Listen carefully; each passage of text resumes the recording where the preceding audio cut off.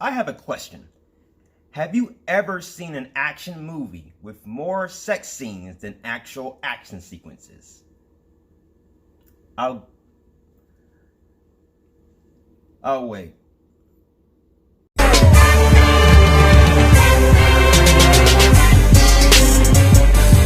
Holy mackerel! Anna is a new movie directed by Luc Besson, and this film has an astonishing cast attached to this project. It has Luke Evans, Helen Mirren, and also it has Sasha Luz and Cillian Murphy. And Anna is a movie revolving around this girl named Anna, who is a regular girl in Moscow, and after events that led to another, she becomes a super attractive, super awesome spy. And we have the movie Anna. The movie started off with her already established as a super spy, and the film was going to focus on developing her backstory through flashbacks.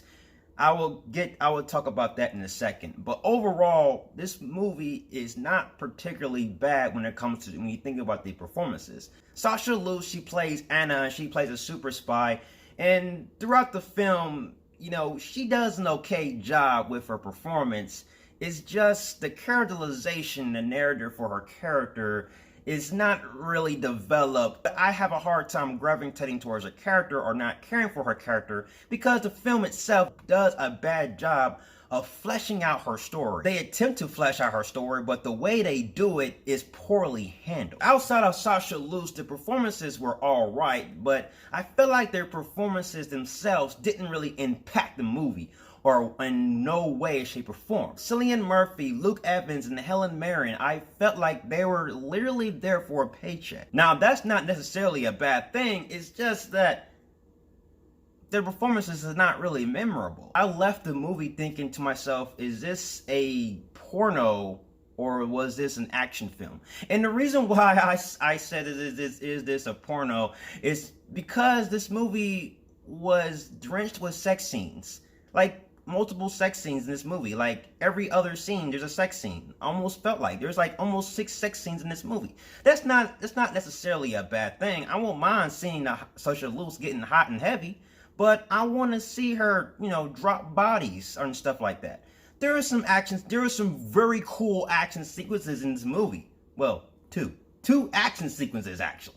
If you have seen the trailer of this movie, there's this one scene that you have seen the trailer where Sasha Luz's character Anna is killing a whole bunch of folks, and that action sequence alone was badass, awesome. It was the tits. I love that action sequence. It's literally the best action sequence in this movie, the best part in the whole entire movie. But if you thought you was going to get that type of action sequence throughout this movie, you will be disappointed, because you will get that, but you will get that for 2 sequences throughout this whole entire movie, and you will see some other small action sequences from other characters in the movie, but it's not as impactful as that main scene that you see in the trailer. If you want to see this movie, I advise you to avoid that trailer if you don't want anything to be spoiled, because if you watch the first trailer, you have literally almost seen every action sequence in this movie thus far. The sex scenes is not necessarily the thing that had really going for it. The main issue with this movie has to deal with the pacing.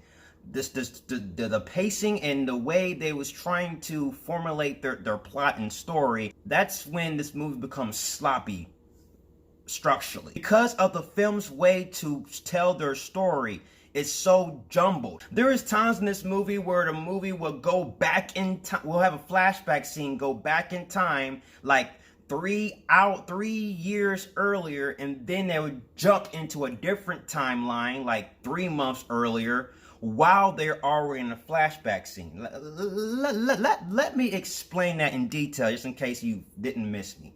They went back in time. For example, in this movie, they went back in time 3 years earlier, okay? And then they went forward 3 months later, but they were still in the flashback scene. So they went back in time 3 years earlier, then they took a step forward 3 months later, then they went back in time 3 years earlier, then they went back into the present. That's like 3 time jumps while they're in the flashback scene.